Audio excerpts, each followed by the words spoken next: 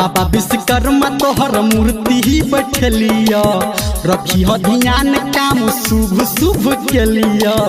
रखी हो ध्यान काम शुभ शुभ के लिया हो बाबा विश्वकर्मा तोहर मूर्ति बैठलिया रखी हो ध्यान काम शुभ शुभ के लिया आठ कट्ठा बेच के जमीन हो ले लिया ट्रैक्टर कीन हो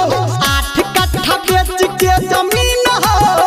ले लिया ट्रैक्टर कीन हो बाबा आठ कट्ठा बेच के जमीन हो आठ कट्ठा बेच के जमीन हो ले लिया ट्रैक्टर कीन हो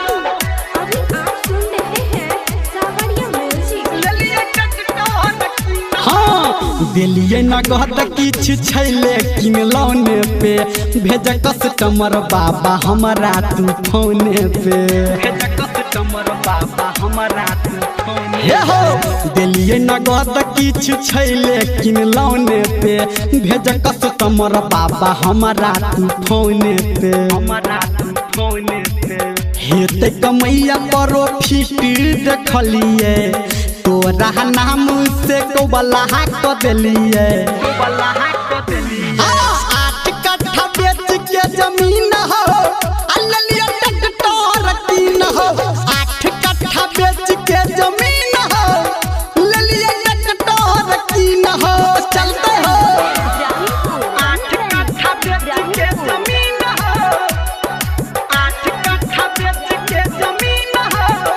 ललिया ट्रैक्टर कीन हो ललिया ट्रैक्टर कीन हो हाँ कृपा अपन तू हमारा पे राख हो दुनिया चलाबै छ हमरो तू ताक हो दुनिया चलाबै छ हमरो तू हो बाबा कृपा अपन तू हमारा पे राख हो दुनिया चलाबै छ हमरो तू ताक हो हमरो तू ताक हाँ कह धर्मेंद्र बाबा पूजा कर लिया रखी ह ध्यान काम शुभ शुभ के लिया आठ कट्ठा बेच के जमीन हो अल्लिया ट्रैक्टर कीन हो आठ कट्ठा बेच के जमीन हो ललिया ट्रैक्टर कीन हो बाबा विश्वकर्मा तोहर मूर्ति बैठलिया रखी हो ध्यान काम शुभ शुभ के लिया